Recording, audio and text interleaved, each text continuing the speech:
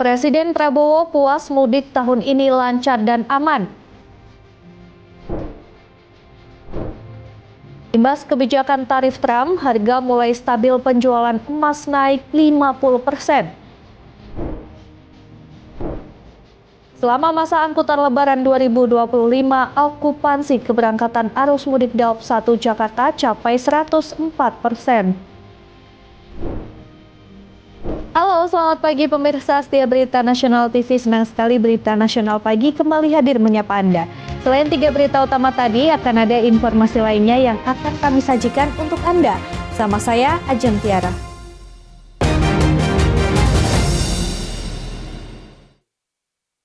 Ya, kita ke informasi yang pertama, pemirsa. Presiden Prabowo menyebut pelaksanaan mudik Lebaran tahun ini berjalan lancar dan aman. Presiden Prabowo juga mengapresiasi kerja keras seluruh petugas yang terlibat dalam pengamanan arus mudik dan balik. Presiden Prabowo Subianto mengaku puas dengan pelaksanaan mudik Lebaran tahun ini. Ia menyebut jumlah pemudik tahun ini lebih besar dari tahun sebelumnya, namun berjalan lancar tanpa kemacetan yang berarti.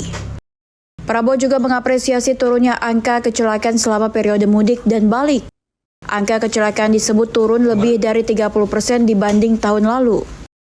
Prabowo juga mengapresiasi turunnya angka kecelakaan selama periode mudik dan balik. Angka kecelakaan disebut turun lebih dari 30% dibanding tahun lalu. Hal ini dinilainya sebagai hasil kerja keras Kementerian Perhubungan, Kepolisian, hingga TNI. Untuk itu, Presiden menyampaikan terima kasih kepada seluruh petugas yang telah berjaga di sepanjang rute mudik, termasuk mereka yang harus bekerja saat orang lain berlibur demi kelancaran dan keselamatan pemudik.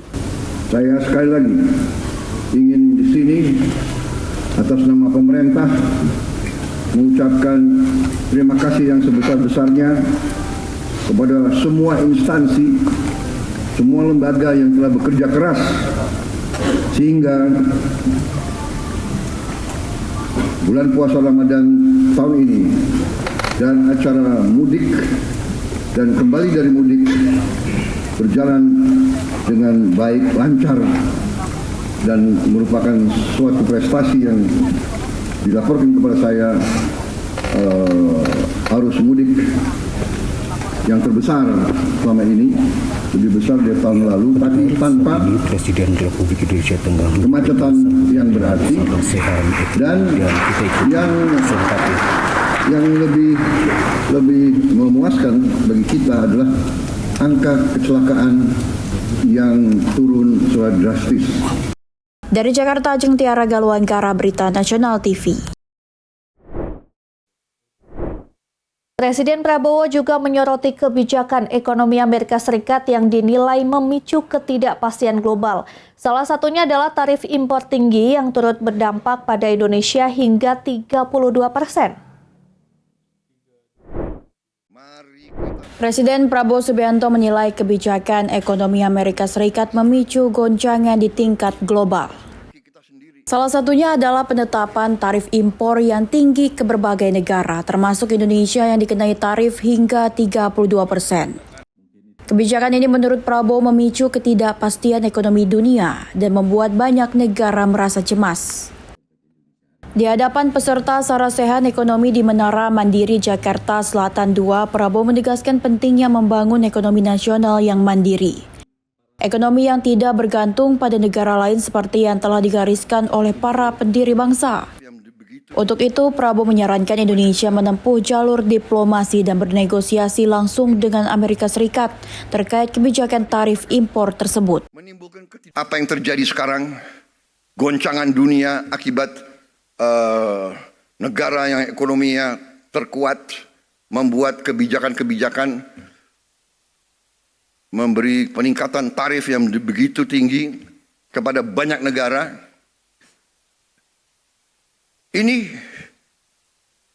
bisa dikatakan menimbulkan ketidakpastian dunia. Banyak negara yang cemas. Ya, kita akan menghadapi tantangan, tapi saya bicara dengan tim saya, ternyata situasinya dapat kita hadapi dan bisa kita kendalikan. Sebenarnya pendiri-pendiri bangsa kita dari sejak dulu, dan termasuk saya bertahun-tahun saya sudah ingatkan Mari kita bangun ekonomi kita dengan sasaran berdiri di atas kaki kita sendiri. Kalau ada orang yang mau lihat gelap, monggo. Tapi kalau saya lihat... Dari Jakarta, Ajeng Tiara, Galuanggara, Berita Nasional TV.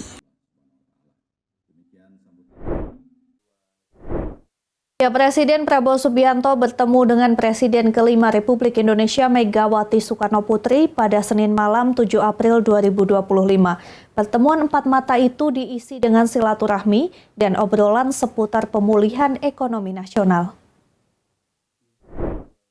Presiden Prabowo Subianto melakukan pertemuan empat mata dengan Presiden kelima RI Megawati Soekarnoputri di kediaman Megawati di Jalan Teguh Umar, Senin malam 7 April 2025. Sekretaris Jenderal Partai Gerindra Ahmad Muzani mengungkapkan pertemuan yang berlangsung sekitar 1 jam lebih itu berlangsung dalam nuansa silaturahmi di momen Lebaran. Setelah sebelumnya beberapa rencana pertemuan tertunda akibat padatnya jadwal kedua tokoh. Muzani menyebut dalam pertemuan tersebut Megawati banyak membagikan pengalaman saat menjadi presiden, terutama dalam menghadapi situasi sulit pemulihan ekonomi nasional.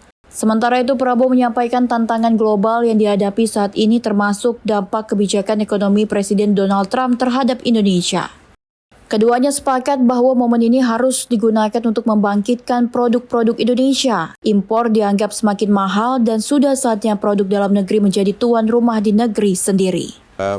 Ibu Megawati Soekarnoputri lebih banyak berbicara tentang pengalaman beliau sebagai presiden ketika menghadapi situasi yang tidak gampang dalam pemulihan ekonomi nasional, karena Pak Prabowo juga bicara tentang berbagai macam problem dan tantangan global yang sekarang ini mengemuka, utamanya akibat dari kebijakan Presiden Donald Trump berkaitan dengan pengenaan tarif yang digunakan untuk produk-produk Indonesia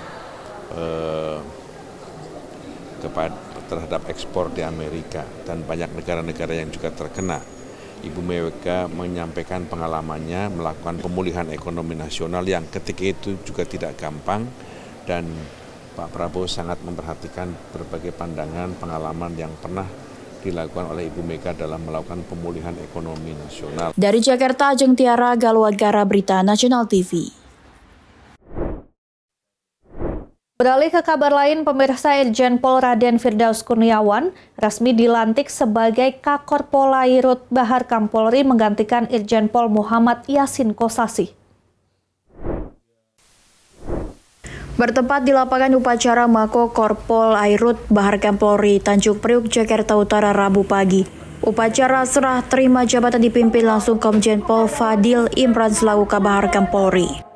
Dalam upacara sertijab dilakukan penyerahan Pataka Korpolairut Bahar Kampolri Nitya Jas Samapta dari pejabat lama Irjen Pol M. Yasin kepada pejabat baru Irjen Pol Raden Firdaus Kurniawan. Usai dilantik, Irjen Pol Raden Firdaus menyatakan akan mempelajari terlebih dahulu seluruh permasalahan yang selama ini terjadi di sektor kelautan untuk kemudian mengambil langkah strategis penanganannya.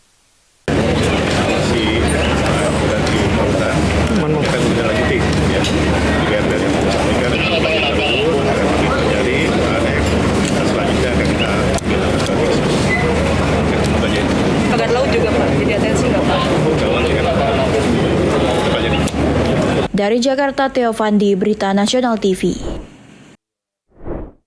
Pemirsa, kami akan kembali usai jeda, tetap saksikan Berita Nasional Pagi.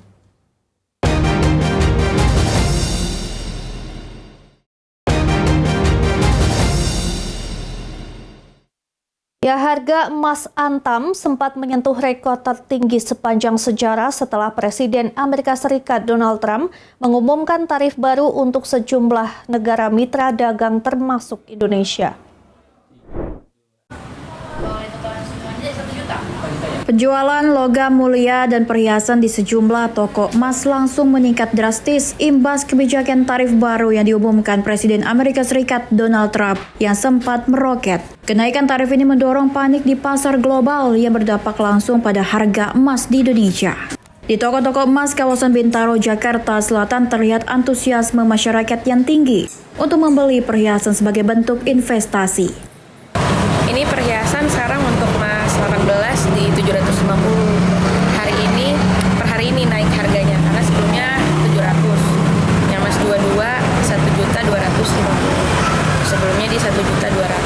Hingga berita ini diturunkan, fluktuasi harga emas masih terus berlanjut seiring kondisi ekonomi dan kebijakan global yang terus berubah.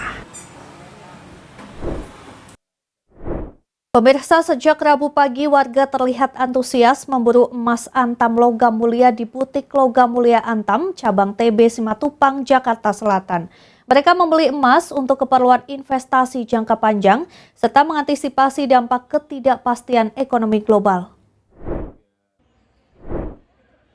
Suasana ramai terlihat di butik Logam Mulia Antam cabang TB Simatupang, Jakarta Selatan pada Rabu pagi. Warga berdatangan dan rela antri sejak pagi hari demi membeli emas logam mulia. Mereka mengaku membeli emas sebagai instrumen investasi yang lebih aman di tengah gejolak ekonomi. Selain itu, banyak di antara mereka yang ingin melindungi nilai aset dari dampak fluktuasi ekonomi global. Ngapain nih Bang di sini, Bang? Di sini mau beli emas buat investasi aja buat masa depan. Masa depan. Ini karena murah apa lagi naik atau lagi turun sih, Bang? Emas? Lagi kemarin pas beli pas murah sih, lagi turun. Ini saat ini harga emas berapa, Mas? Yang Mas akan mau beli? Kalau saya beli yang 10 gram harganya 17 juta, 70. Artinya segramnya berapa? Kurang lebih? Segram kalau hari ini di angka 1.770-an. 170 juta. Ini memang untuk investasi sendiri, Mas ya? Harga emas antam logam mulia per Rabu ini diketahui naik sekitar Rp23.000 per gram. Dengan harga jual menyentuh kisaran Rp1.777.000 per gramnya. Tren kenaikan harga dan tingkat kepercayaan masyarakat terhadap investasi emas diperkirakan masih akan berlanjut di tengah ketidakpastian kondisi ekonomi global. Sementara itu, pemirsa, Menteri Keuangan Sri Mulyani menegaskan kondisi fiskal Indonesia masih dalam kendali dan tidak perlu dicemaskan. Ia menyebut defisit APBN tahun ini akan tetap terjaga sesuai target pemerintah. Menteri Keuangan Sri Mulyani Indrawati memastikan defisit anggaran pendapatan dan belanja negara tahun ini akan tetap terkendali. Ia menghimbau masyarakat termasuk pelaku pasar untuk tidak khawatir terhadap kondisi fiskal Indonesia. Sri Mulyani menjelaskan seluruh program pembangunan Presiden termasuk program desa dan koperasi sudah termuat dalam ruang APBN yang ada. Ia menyebut penggunaan dividen dan skema pembiayaan juga telah diperhitungkan secara cermat. Untuk tahun 2025 pemerintah menargetkan defisit APBN tetap di kisaran 2,5% terhadap produk domestik bruto atau setara dengan Rp616,2 triliun.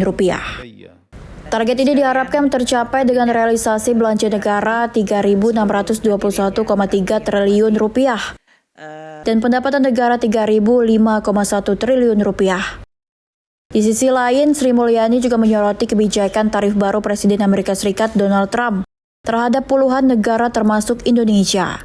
Ia menilai kebijakan tersebut tidak memiliki dasar ekonomi dan hanya berbasis kepentingan transaksional agar Amerika Serikat tidak mengalami defisit perdagangan. Jadi jangan khawatir tidak jebol APBN-nya. Program-program Bapak Presiden ada di dalam ruang APBN yang ada.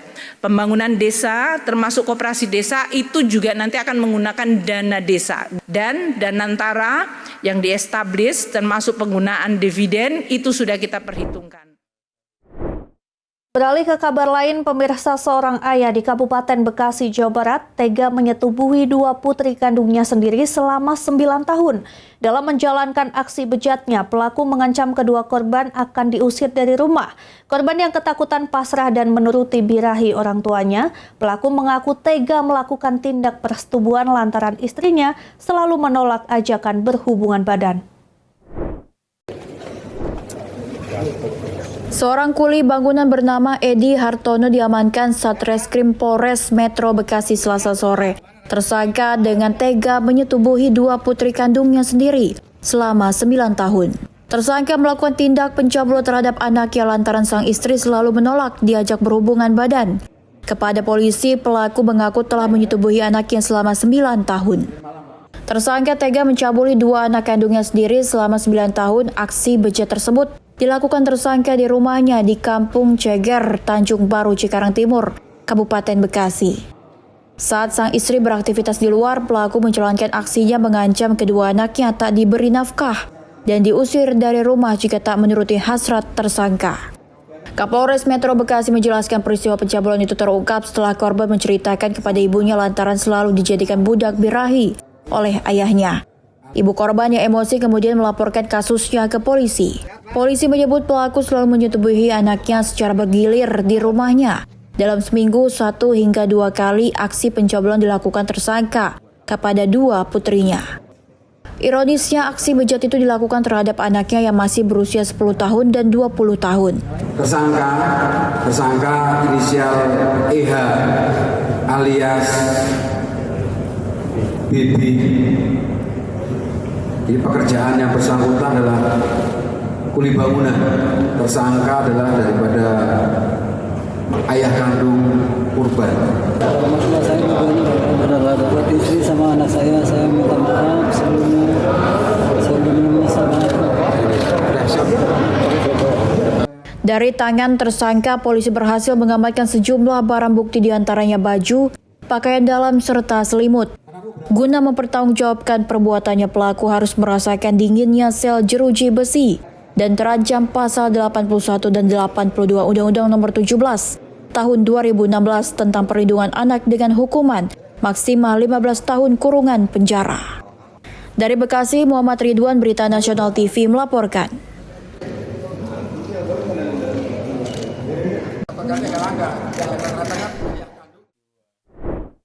Informasi berita lainnya akan kami sajikan usai jeda. Berikut ini tetap saksikan Berita Nasional Pagi.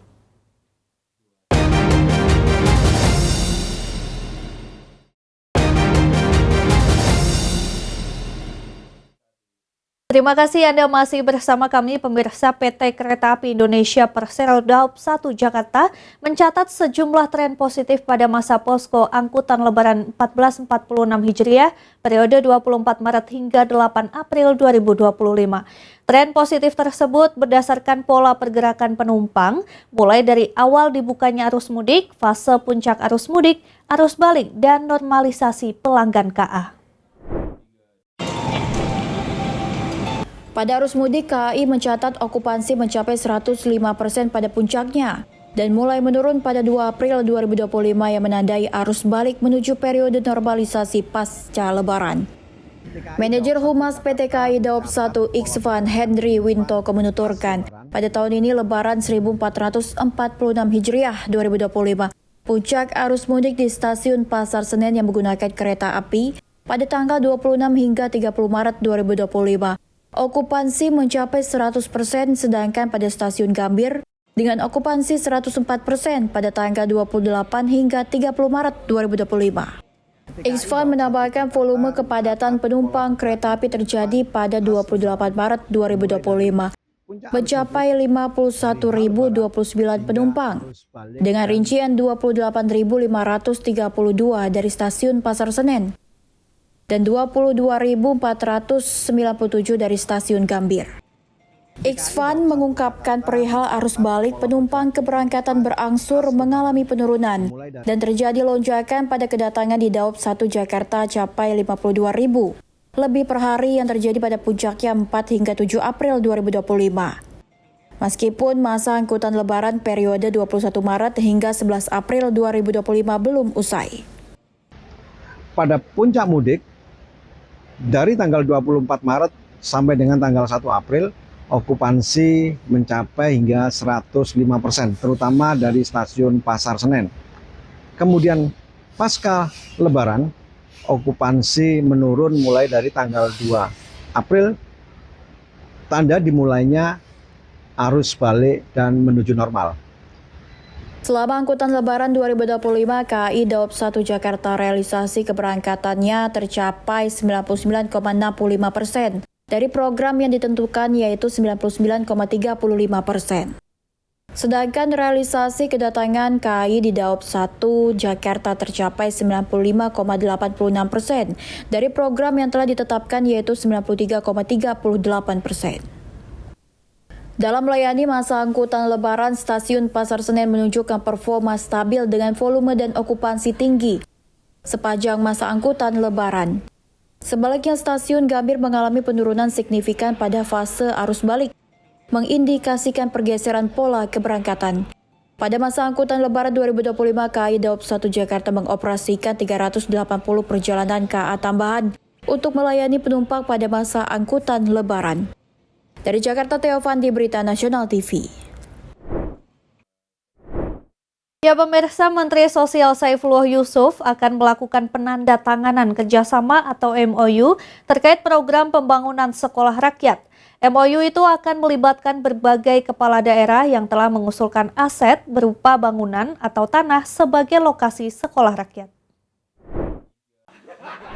Penandatanganan MOU terkait program pembangunan sekolah rakyat itu direncanakan akan dilakukan pada akhir bulan April atau awal bulan Mei bersama dengan 200 kepala daerah yang terdiri dari gubernur, bupati, hingga wali kota yang melakukan penandatanganan MOU. Hal tersebut disampaikan Menteri Sosial dalam acara Halal Bihalal bersama dengan seluruh karyawan Kementerian Sosial. Saifullah juga mengatakan selain ratusan kepala daerah terdapat juga sejumlah kementerian, lembaga lainnya yang turut terlibat dalam pembangunan dan penyelenggaraan sekolah rakyat. Kementerian Koordinator Pembangunan Manusia dan Kebudayaan, Kantor Staf Kepresidenan, Kementerian Sekretariat Negara, dan juga Badan Percepatan Pengentasan Kemiskinan. Menurutnya, Kementerian Pendidikan Dasar dan Menengah menjadi kementerian yang utama dalam penyelenggaraan sekolah rakyat. Kementerian Dikdasmen memiliki peran untuk menyusun kurikulum hingga proses rekrutmen guru dan murid. Sekolah rakyat ini gratis bagi para pelajar dari keluarga miskin hingga miskin ekstrim. Program sekolah rakyat menjadi bagian dari upaya pengentasan kemiskinan, serta dapat menjadi solusi yang efektif untuk memperluas kesempatan belajar bagi anak-anak dari keluarga yang kurang mampu. Sekolah rakyat bakal menggunakan konsep boarding school alias asrama. Sekolah rakyat direncanakan beroperasi Juli 2025. Nah, lalu kita diskusi tentang dua hal. Pertama, soal sekolah rakyat. Sekolah rakyat yang ini berkaitan dengan penyelenggaraan sekolah rakyat, di mana kami menerima usulan dari Bupati. Dari Jakarta, Sana Sairus, Anggada Agung, Berita Nasional TV. Pemirsa, informasi tadi sekaligus mengakhiri jumpa kita. Demikian Berita Nasional Pagi telah menemani Anda. Saya Jentera beserta kru yang bertugas pamit undur diri. Terima kasih dan sampai jumpa.